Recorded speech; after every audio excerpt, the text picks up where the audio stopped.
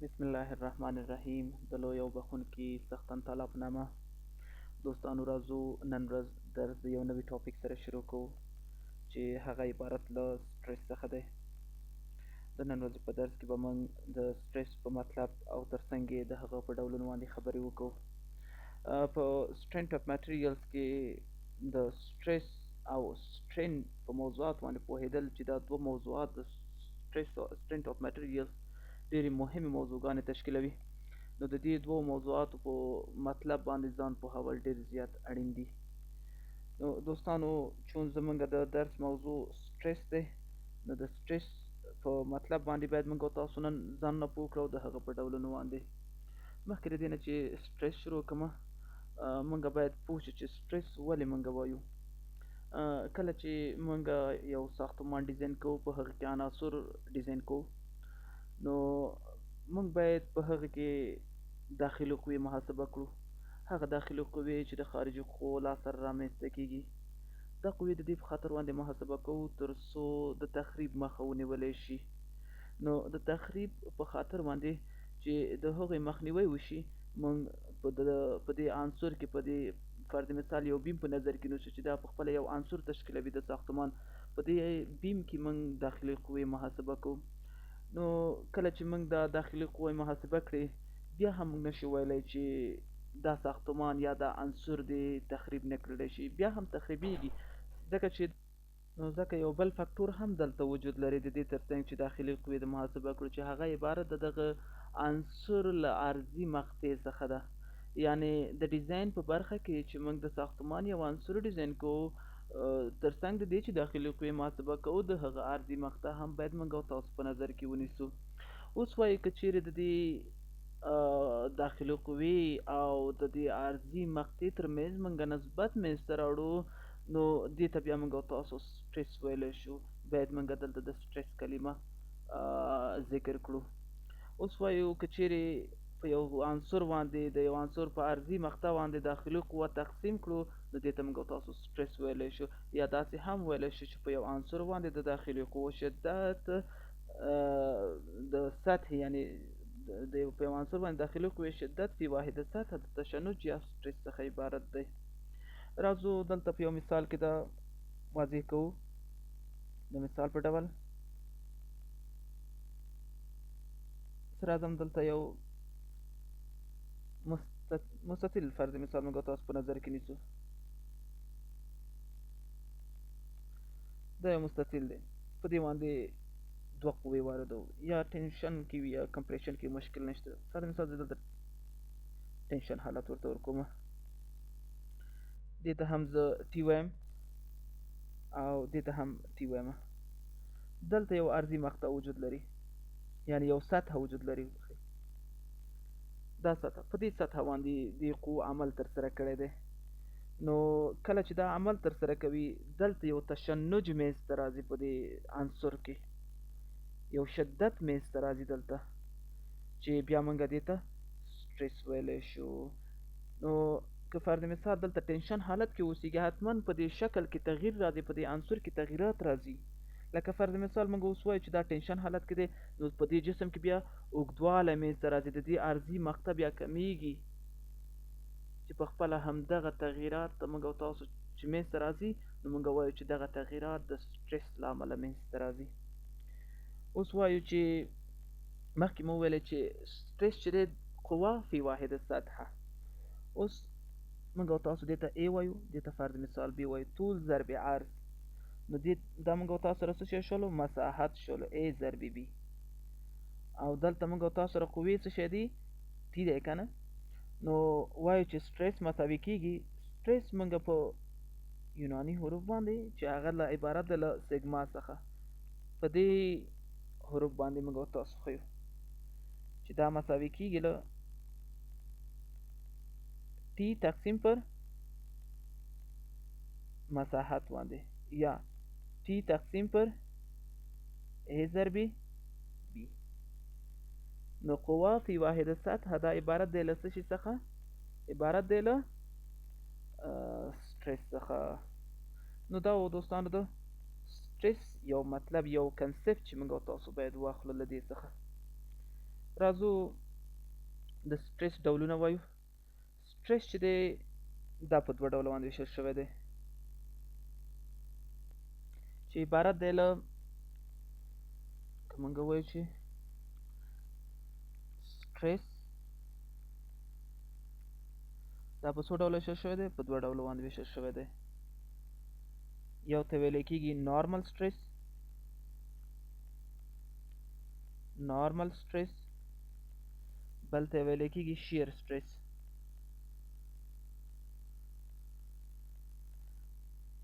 دا نارمل سټرس هم بیا په دوه ډوله باندې ویشل شوی دی، چې عبارت دی له اکژیل نارمل سټرس او بل ته ویلی کېږي بینډینګ نارمل سټرس. ترڅنګ شیر سټرس هم بیا په دوه ډوله باندې ویشل شوی دی، چې عبارت دی له ترانسورس ورس شیر سټرس او بل چې دی ټارژنل شیر سټرس. یعنې په دې ډولونو باندې ویشل کېږي. ترڅنګ راځو اوس د دغې ډولونه هم وایو. د اکژیل چې دی دا په دوه ډولو باندې ویشل شوی دی. یو ته ویلی کېږي ټینسایل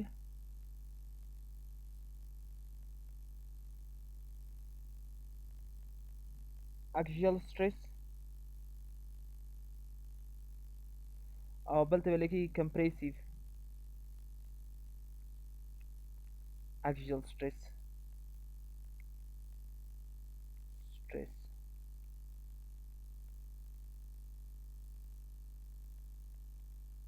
په دې ډول سره نو سټرس په څو ډوله دی؟ په دوه ډوله، نارمل سټرس او شیر سټرس. بیا نارمل سټرس هم په دوه ډولو باندې ویشل کېږي، چې اکژیل دی او بینډینګ دی. شیر هم بیا په دوه ډوله دی، ټرانسورس او ټارژنل. ترڅنګ اکژیل بیا په دوه ډوله دی، ټینسایل او کمپریسیو دی. نو زموږ د درس زیات تاکید به په نارمل سټرس باندې اوسیږي، او ترڅنګ شیر سټرس فقط د شیر سټرس په مطلب باندې باید موږ او تاسو ځانونه پوه کړو او په هغه کې یو څو مثالونه حل کړو. نور ډولونه چې دي په وروسته فصلونو کې موږ سره تکراریږي، نو هغه ته بیا دا دوه ډولونه په مفصل ډول سره ویلی کېږي. نو دلته چې موږ زیات بحث کوو هغه به په نارمل سټرس او د هغه په ډولونو باندې ترسره کوو، خصوصا په کمپریسیو او ټینسایل باندې باید موږ او تاسو ډېر زیات بحث وکړو. نو راځو لومړی نارمل سټرس ته. نارمل سټرس دا هغه ډول سټرس ته ویلی کېږي چې د نارملي قوې په اساس باندې رامنځته شي، یا له هغه ډول سټرس څخه عبارت دی چې په یوه سطحه باندې عمود راشي، یعنې عمود منځته راشي. لکه فرض مثال تاسو دې قوې ته وګورئ، دا په دې سطحه باندې په عمود ډول سره وارده شوې ده، نو دلته نارمل سټرس منځته راځي. یا فرض مثال تاسو دغه سطحې ته وګورئ، دې شکل ته وګورئ، دلته دا قوه چې ده په دې سطحه باندې په عمود ډول سره وارده کړل شوې ده، نو دلته موږ او تاسو بیا وایو چې نارمل سټرس په همدغه ځای کې منځته راتللی شي. نو راځو چې دا په یو مثال کې هم دلته واضح. فرض مثال موږ دلته دا عنصر په نظر کې نیسو، موږ او تاسو به بیم حساب کړو. نو که چیرې موږ او تاسو وګورو دلته دا قوې په عمود ډول سره په دې بیم یا په دې عنصر باندې وارده کړلی شوي دي، یا په عمود ډول سره پرې وارده کړلی شوي دي، نو دلته یو کشش منځته راوړی دی چې موږ او تاسو بیا دې ته نارمل سټرس وایو. که چیرې موږ او تاسو دلته فرض مثال یوه قطعه هم واخلو په دې ډول سره، فرض کړه چې په دې ډول سره موږ او تاسو یوه قطعه اخلو، نو د دې هر یو یعنې کوچنۍ ذره به هم همدغلته څه شی اوسېږي، په دې باندې به عمود واوسېږي په دې ډول سره. کشش به دلته عمودي منځته راوړي په دې ډول سره. لکه فرض مثال راځو چې دغه جسم موږ او تاسو قطع کړو، نو په دې ډول سره به وښودلی شي. دلته تاسو ګورئ چې هر یوه برخه دلته په دې باندې عمود یعنې وارده شوې دی، مخکې چې همغه د ټینشن حالت کې وو، اوس به په همغه ډول سره ټینشن ولې په عمومي ډول سره چې بیا موږ تاسو دې نارمل سټرس وایو. نارمل سټرس هم په خپله په دې دغې سره موږ تاسو کولی شو چې لاسته راوړو. موږ تاسو اوس وایو چې پی تقسیم پر سطح باندې دغلته چې د عرضي مقطع یې منځته راوړې ده تقسیم پر ای باندې، نو موږ تاسو نارمل سټرس وایو چې قوه فی واحده سطح. دا وله موږ سره نارمل سټرس د هغې یو کنسپټ وله موږ سره. فعلا راځو د نارمل سټرس دوه مهم ډولونه. یا به داسې وکړو چې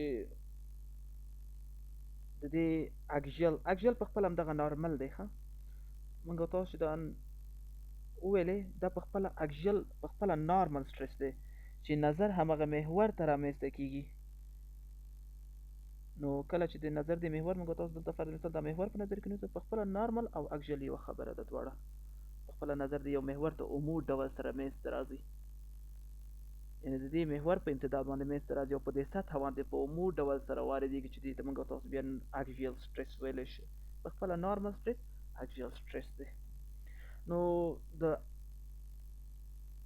هغې دوه ډولونه به موږ تاسو ویلی دی.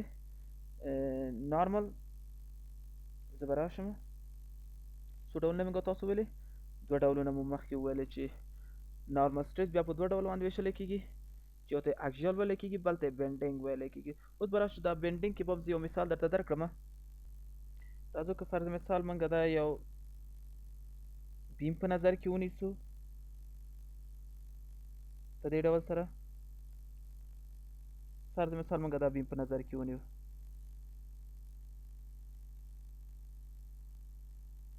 په دې باندې یوه قوه هم واردوو، دلته په عمومي ډول سره دلته قوه پرې واردېږي. نو دا به په دې بیم کې به دلته بینډینګ منځته راشي، دا به خپل حالت ته تغییر ورکړي. په دې ډول سره به شي دا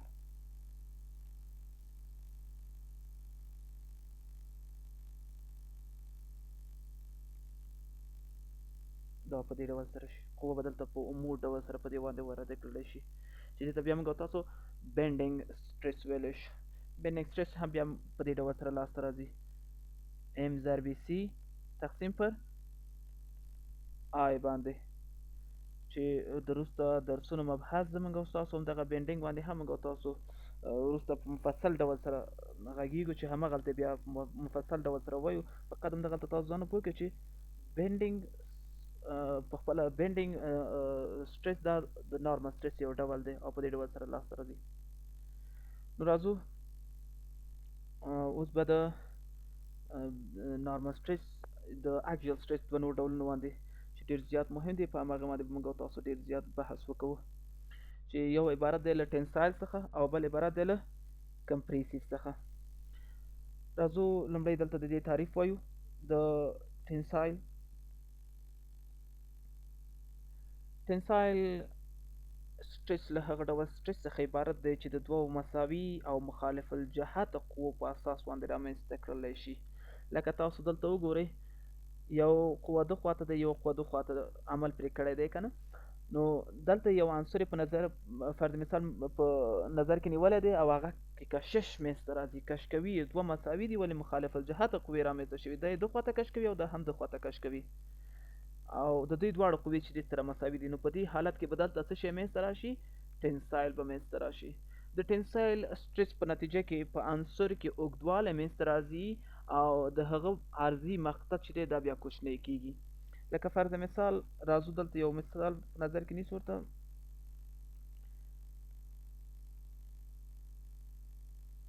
په دې ډول سره دوه قوې دلته واردوو پې، یوه قوه هم ده خواته، یوه قوه هم ده خواته. په دې ډول سره دې ته هم فرض مثال زه ټي وایم، دې ته به هم زه ټي وایم یا ټینسایل فورس دی. دلته چې دی له موږ سره عرضي مقطع وجود لري. په دې ډول سره دا موږ سره عرضي مقطع دی. نو کله چې دلته کشش منځته راشي، دا قوه به ده خواته کشش ترسره کړي او دا قوه به ده خواته کشش ترسره کړي. په نتیجه کې دا عنصر چې دی کش کېږي او د دوی د کشش په نتیجه کې په عنصر کې لنډوالی منځته راځي، یعنې وبښئ دلته دغه منځته راځي، کشش اوږدوالی منځته راځي. دا عنصر به څه شي کشف به کړلی شي په دې ډول سره، او د دې په عرضي مقطع کې به بیا کوچنیوالی منځته راشي، یعنې اوږدوالی دلته زیاتېږي او عرضي مقطع بیا دلته کمیږي. لکه وګورئ دلته مخکې عرضي مقطع چې وه دونه وله، عرضي مقطع چې وه دلته دونه وله، اوس چې دی عرضي مقطع د دې کوچنۍ کړلی شوله، او تر څنګ یې د دې اوږدوالی چې ولو مخکې دونه و، اوس د دې اوږدوالی چې دی تر دې ځایه پورې راغللو، یعنې اوږدوالی چې دی د دې اوږد شولو او عرضي مقطع چې شوله کوچنۍ شوله. نو ویلی شو چې د دوو مساویه مخالف الجهته قوو په اساس باندې چې کوم سټرس منځته راځي هغې ته موږ او تاسو ټینسایل سټرس ویلی شو. ټینسایل سټرس هم لکه د نارمل سټرس په ډول سره منځته راځي، په ډول سره محاسبه کېږي. موږ او تاسو وایو چې ټي تقسیم پر ای باندې چې په خپله د دې عرضي مقطع مساحت، د دې عرضي مقطع مساحت موږ او تاسو ورته وایو. دا له موږ سره ټینسایل سټرس. بل ډول چې دی کمپریسیو سټرس دی. کمپریسیو سټرس له هغه ډول سټرس څخه عبارت دی چې د دوو مساوي قوو په اساس باندې تر فشار لاندې راوړلی شي، چې د دې په نتیجه کې بیا د عنصر عرضي مقطع غټیږي او اوږدوالی چې دی هغه کمیږي. لکه فرض مثال راځم دلته یو عنصر په نظر کې نیسم په دې ډول سره، اوس دلته دوه قوې هم واردوم، یوه قوه به د خوا نه شي، یوه قوه به د خوا نه شي. دا هم د مخالف قوو له اساس باندې رامنځته کېږي، یوه قوه د خوا نه یوه قوه د خوا نه شوله، مخالفې قوې شولې، دا به هم داسې راشي. فرض مثال زه دې ته پي وایم، دې ته به هم پي ووایم. نو دلته په دې عنصر باندې قوه واردوي، کله چې قوه پرې وارده کړي په نتیجه کې به یې دلته څه شی منځته راشي، په دې عنصر کې به لنډوالی منځته راشي، په اوږدوالي کې البته په طول کې به یې لنډوالی منځته راشي، او په عرضي مقطع کې به بیا یعنې غټوالی دلته منځته راشي. د دې عرضي مقطع چې مخکې دونه وله، ولې اوس یې عرضي مقطع چې کله تر فشار لاندې راغله دومره شوله، او د دې طول چې مخکې دومره و، اوس چې د دې طول په دومره اندازې سره شوله. نو په نتیجه کې ویلی شو چې کمپریسیو سټرس هم د نارمل سټرس او ټینسایل سټرس په شکل سره موږ او تاسو محاسبه کولی شو تقسیم پر ای باندې، چې دا ای دی او دا بی دی، بیا ای ضربې بی مساوي کېږي له څه سره مساحت سره د دې عرضي مقطع سره. دا له موږ سره ټینسایل سټرس. نو بل ډول چې دی له موږ سره هغه شیر سټرس دی، چې دا هم په خپله د سټرس یو ډول دی. شیر سټرس دا هغه وخت منځته راځي چې دوه مساوي او د مخالف الجهته سطحو په اساس باندې رامنځته کړلی شي. یعنې که موږ او تاسو دغه شکل ته وګورو، یوه سطحه دا شوله، یوه سطحه دا شوله، دا یو د بل مخالف عمل ترسره کوي، یو د بله سره ښویېږي، یعنې سلایډ دلته منځته راځي، دا سطحه په دې سطحه باندې ښویېږي. نو په خپله کله چې دا ښویېدنه منځته راشي د دوو سطحو مساوي او مخالف الجهتو، البته دا پکې مهم دی، نو دلته بیا موږ او تاسو دې ته د سټرس نوم ورکولی شو. لکه فرض مثال د دې که چېرې موږ او تاسو وګورو، دا بیا موږ او تاسو په دې ډول سره ښودلی شو. فرض مثال دلته به راشو، یو مستطیل به واخلو،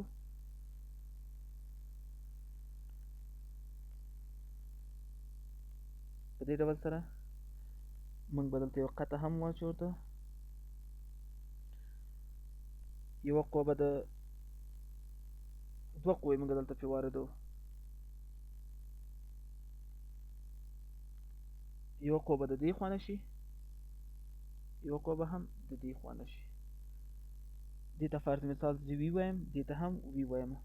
دا قوې چې په وارده شوي دي دې ته ویل کېږي شیر فورس.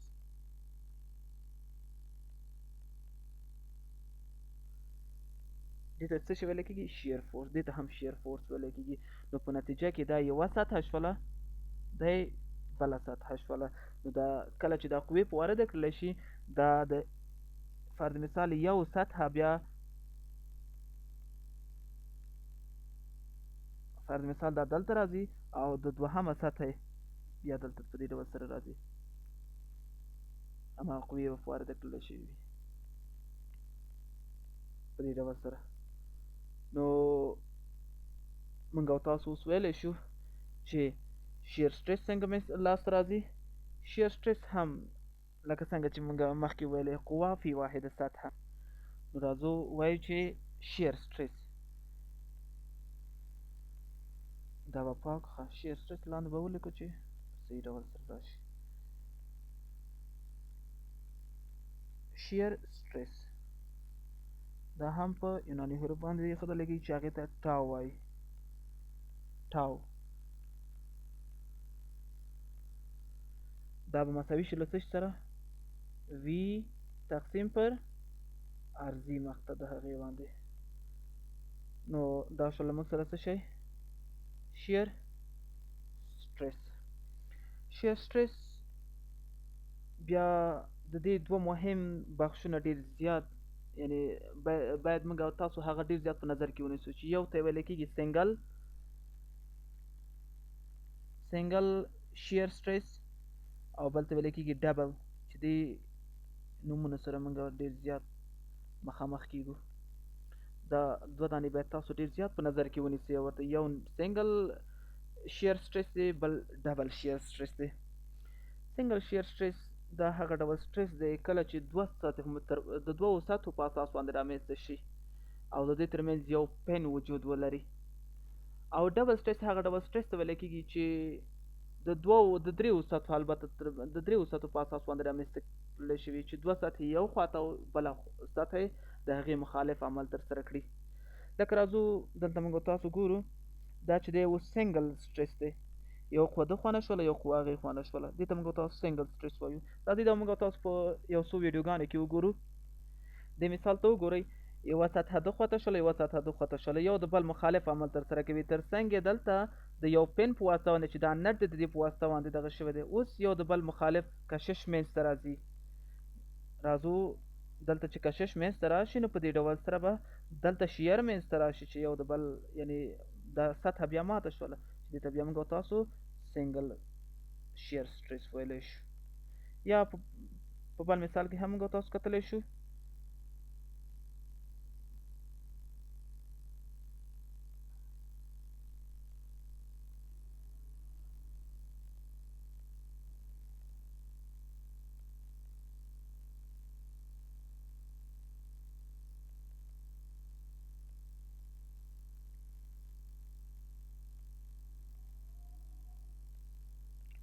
په دې ډول سره کولی شو چې وګورو یو سطحه دا شوله، یوه سطحه یې هم دا شوله. نو دا د یو پن په واسطه باندې دغه کېږي. ترمنځ کله چې دلته شیر منځته راشي، نو دا به خپل حالت په دې ډول سره غوره کړي، یو د بل مخالف عمل ترسره کوي. نو قوه دلته بیا شیر منځته راځي په دې ډول سره. ډبل شیر بیا د دې خلاف عمل ترسره کوي. لکه فرض مثال درې سطحې شولې، یوه سطحه دا شوله، یوه سطحه دا شوله، یوه دا شوله. دا یو طرف ته عمل ترسره کوي، هغه بل طرف ته عمل ترسره کوي. په نتیجه کې بیا دلته شیر منځته راځي په دې ډول سره. یوه سطحه ده خواته عمل ترسره کوي، دوه سطحې اخواته عمل ترسره کوي. په نتیجه کې شیر دلته منځته راځي چې دې ته موږ تاسو بیا ډبل شیر ویلی شو. ښه دا سنګل شیر او ډبل شیر. په دې هیله چې تاسو یو څه ناڅه کنسپټ د دې نه اخیستی وي. لکه فرض مثال دلته هم کولی شو چې دا وګورو، کولی شو چې دلته هم دا وګورو. لکه دې ځای کې تاسو وګورئ، زه به دا رانږدې کړمه. په دې ډول سره یو پن دلته وجود لري، د پن په واسطه باندې عمل دلته تکیه شوي دي. یو قوه چې د ده خواته عمل ترسره کوي، یو ده خواته او ده خواته، یعنې دا د دوو سطحو په واسطه باندې لاندې راګیر شوی دی یو سطحه. بله کله چې دلته شیر منځته راځي، نو موږ تاسو بیا دې ته ډبل شیر وایو. کولی شو چې په دې ډول سره هم وښیو. تاسو وګورئ، یو ده خواته دی او دوه دانې ده خواته دی. بیا موږ تاسو په علمي ډول سره دا په دې ډول سره ښودلی شو سنګل شیر، یعنې یوه قوه ده خواته شوله، بله ده خواته شوله. ښه دا له موږ سره د شیر برخه. اوس راځو موږ او تاسو باید د شیر سټرس او د نارمل سټرس یو کنسپټ د ځان سره ولرو. یعنی په دې باندې باید ځان نه پوه کړو چې شیر سټرس او نارمل سټرس په یو کوچنۍ ساحه کې څه مطلب د هغې څه مطلب دی. باید موږ او تاسو په دې باندې ځان نه پوه کړو. لکه فرض مثال زه راځم دغه یوه سطحه زه کاپي کوم د دې ځای نه په دې ډول سره دا میله په نظر کې نیسو. په دې میله باندې مختلفو قوې وارده شوي دي، په مختلفو سطحو کې مختلفو قوې په وارده کړلی شوي دي. لکه فرض مثال موږ او تاسو دلته دا قوه په نظر کې نیسو. دا په یوه سطحه باندې دلته وارده کړلی شوې ده چې دې ته موږ او تاسو دلته ای ویلی شو. نو کله چې موږ دغه محاسبه کوو دا به نظر موږ او تاسو دریو محوراتو ته محاسبه کوو. دریو محوراتو ته باید دا محاسبه کړو. نو څنګه به دا محاسبه کوو؟ راځو فرض مثال زه راځم په دې ځای کې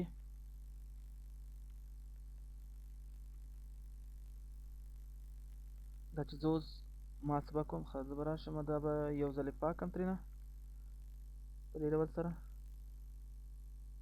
نو راځم دلته موږ سره دا درې محورات جوړوي. یو محور به ده خواته شي، یو محور به ده خواته شي، یو به دې خواته شي. دا محور فرض کړه چې دا په دې سطحه باندې په عمود ډول سره وارد کړلی شوی دی. په دې ډول سره دا په دې محور باندې په دې سطحه باندې په عمود ډول سره وارد کړلی شوی دی. نو یو کوچنۍ سطحه باندې دا قوه وارده کړلی شوی دی. لکه فرض مثال موږ که چیرې دا سطحه په نظر کې ونیسو، دا کوچنۍ سطحه په دې ډول سره، نو را به شو دلته به درې محورات ورته رسم کړو. یو محور به یې ده خواته شي، یو محور به یې هم ده خواته شي چې په خپله دا عمود واوسېږي په دې سطحه باندې، او تر څنګ یې دا موږ او تاسو بل محور په نظر کې ونیسو. که چیرې موږ دې ته د ایکس وایو، دې ته د وای وایو، او دې ته یې هم د زایډ محور ووایو، نو دلته موږ سره دا قوه وارده کړلی شوې ده په دې ډول سره. اوس که چیرې موږ او تاسو وغواړو چې دلته شیر او نارمل موږ محاسبه کړو، نو د دې دپاره موږ او تاسو مستویان وپېژنو، د ایکس مستوي، د وای مستوي او د زیډ مستوي. راځئ چې دغه موږ او تاسو یو ځل دا مستوي ته مخ واړو، چې راځو چې دا د مستویانو په کنسپټ باندې هم ځانونه پوه کړو. چون ترسیمي مضمون دا یو برخه ده. راځو فرض مثال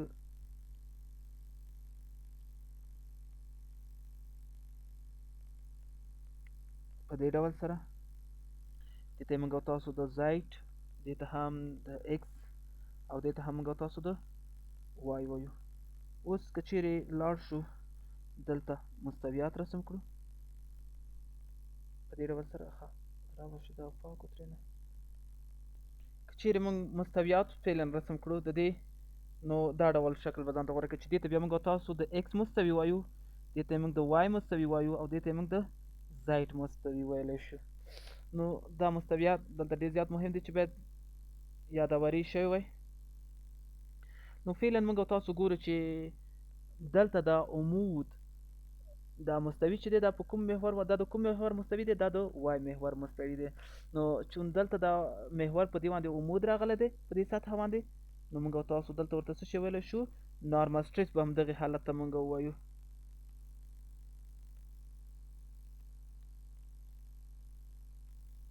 څه شی ورته وایي؟ نارمل سټرس. موږ وایو چې سیګما مساوي کېږي له سیګما مساوي کېږي له څه شي سره؟ چون د وای په محور باندې دا راغلی دی. او بله یوه مهمه ډېره زیاته مهمه ده چې بله خبره ډېره زیات مهمه ده چې هغه دا چې موږ او تاسو په یو کوچنۍ سطحه کې دلته نارمل فورس او شیر فورس محاسبه کوو. نو د دې دپاره موږ بیا د لیمیټ او یا د ډفرنسیل کلمې څخه باید موږ او تاسو استفاده وکړو ورته.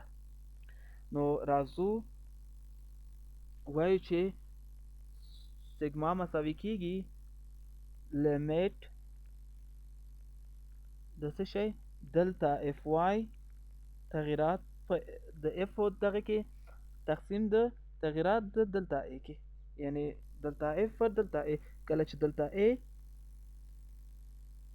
تقرب صفر ته وکوي، نو دا شول له موږ سره څه شی نارمل سټریس په کوم محور باندې د وای په محور باندې موږ تاسو ورته د وای په مستوي باندې موږ تاسو ورته ویلی شو. بل موږ څه شی مهم دی را سره شیر را سره مهم دی. شیر دې ته بیا موږ تاسو د وای مستوي ته داسې نوم هم ورته ورکولی شو سیګما، یعنې د وای مستوي شو که نه، سیګما اکسایټ په دې ډول سره هم ورته ویلی شو، یعنې د اکسایټ د محوراتو په اساس باندې او د وای په مستوي کې.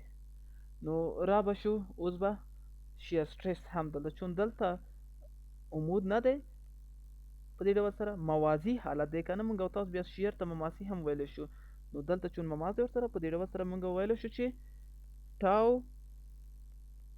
د ایکس په مستوي کې یا ټاو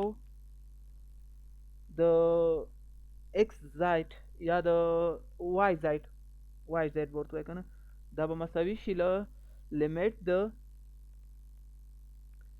دلتا اف ایکس تقسیم پر دلتا ای باندې کله چې دلتا ای تقرب صفر ته وکوي. ښه دې ته موږ تاسو چون د مشتق کلمه هم ورته استفاده کولی شو، دې ته بیا موږ تاسو یو بل دغه هم ورته لیکلی چې D F Y تقسیم پر डी ای باندې، یا دې ته موږ تاسو داسې هم ویلی شو چې D F x تقسیم پر डी ای یعنې کوچنۍ سطحه باندې. او کولی شو چې ټاو د زاید مساوي دپاره هم محاسبه کړو چون مماس دی هلته ورسره. نو لیمیټ د دلتا اف زاید تقسیم پر دلتا ای باندې کله چې دلتا ای تقرب صفر ته وکړي یا D F زاید تقسیم پر डी ای باندې. دا ول موږ سره څه شی د دې هغه مهم کنسپټ د شیر سټریس او د نارمل سټریس. فعلا به راشو د سټریس واحدات باندې باید موږ تاسو ځان نه پوه کړو. ښه کولی شو چې د دې جنرال سټریټ هم موږ تاسو محاسبه کړو. ښه یو دفعه به دا جنرال سټریټ ووایو، د هغې نه وروسته به بیا د دې واحداتو ته راشو. نو د جنرال سټریټ څخه د سټریس البته د هغې څخه مطلب دا دی که فرض مثال موږ او تاسو د دې میلې یوه کوچنۍ سطحه راواخلو، یو جسم راواخلو چې د هغې اضلاع ډي ایکس البته جسم به راخلو ځکه چې 3D حالت ولري که نه، نو د هغې اضلاع ډي ایکس ډي وای او د ډي زاید حالت ولري. لکه دلته موږ تاسو ویلی شو چې دا د ډي وای شو، دا د ډي زاید شو، اخواته هم موږ تاسو سره بیا ډي ایکس شولو، دو خواته ډي ایکس شو، لاندې ډي زاید او دو خواته ډي وای شولو. موږ تاسو دا اضلاع رانیسو او د دې په هره ضلع باندې موږ تاسو وغواړو چې سټریس مطالعه کړو. نو راځو به دلته سټریس بیا موږ تاسو په دې ډول سره محاسبه کولی شو، یعنې دلته نارمل سټریس او دا نارمل سټریس چې یو د بل مخالف دي دا مساوي دي، تر څنګ دا نارمل سټریس د وای په محور باندې او دا نارمل سټریس دا هم مساوي دی د زید په محور باندې هم چې کوم نارمل سټریس منځته راځي دا یو د بل سره د مساواتو حالات ځان ته غوره کوي. اوس به راشو د سټریس واحدات باندې باید موږ تاسو ځانونه پوه کړو. موږ تاسو دوه ډوله سیسټمونه تر مطالعې لاندې نیسو، یو ته د اس آی سیسټم وایي، یو ته د یو اس سی اس یا د اف ای اس موږ تاسو ورته وایو. دا دوه ډولونه موږ تاسو دا دوه ډوله سیسټمونه موږ تاسو په نظر کې نیسو. که چیرې راشو دلته فرض مثال دا یو جسم په نظر کې نیسم، دلته یو قوه واردومه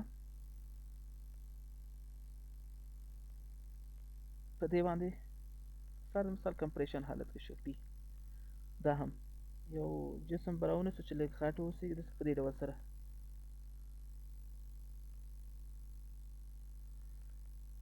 فرض کړه چې یو قوه 2 خوانه شوله، یو قوه هم 2 خوانه شوله، دې ته پی وایم او دې ته هم پی وایم.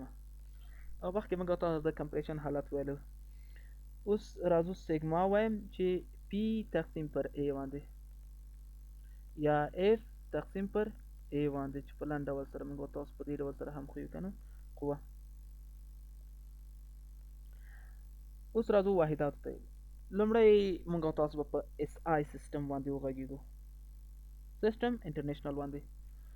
نو په اس آی سیستم کې موږ تاسو قوه په څه شي باندې دغه کوو، محاسبه کوو؟ په نیوټن باندې، او سطحه په متر مربع باندې،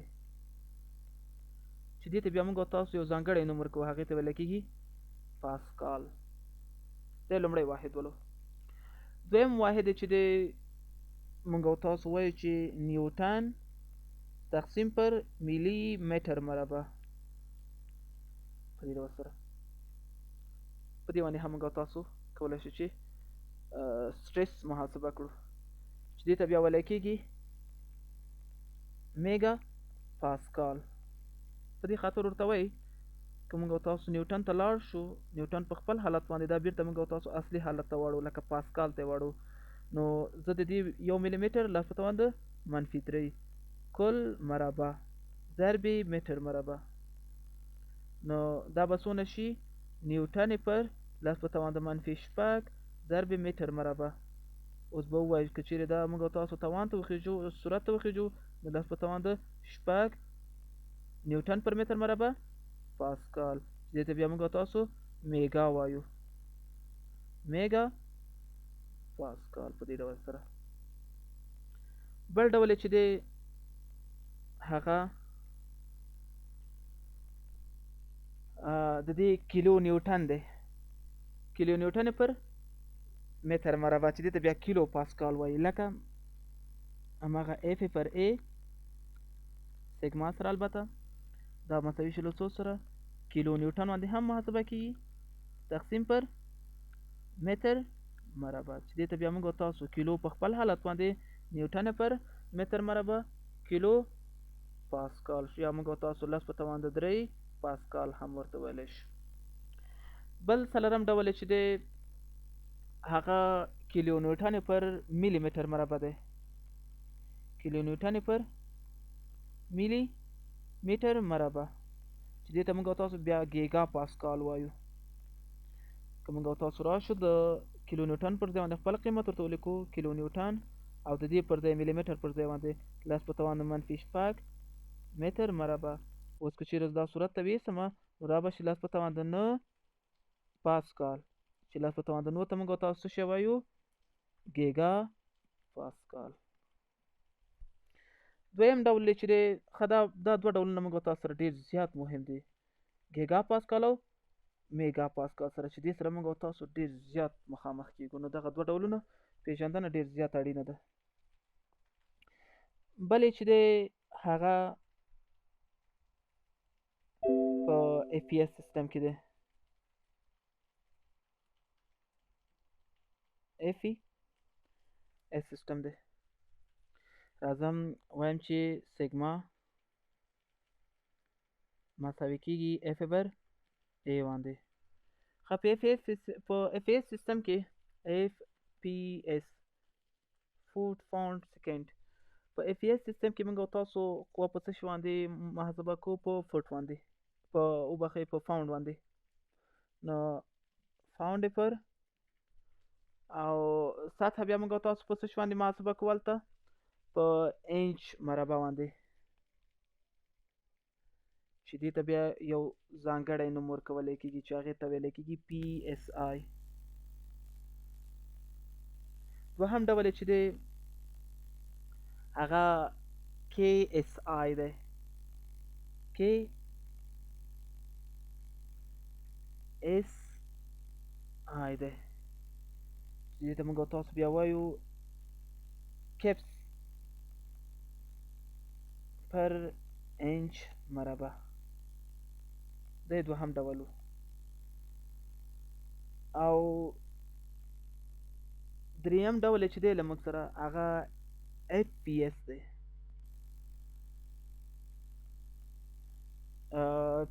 پی اس اف دی، وبخئ پی اس اف، چې بیا موږ تاسو دلته قوه په پاونډ باندې او سطحه بیا موږ تاسو په فوټ مربع باندې.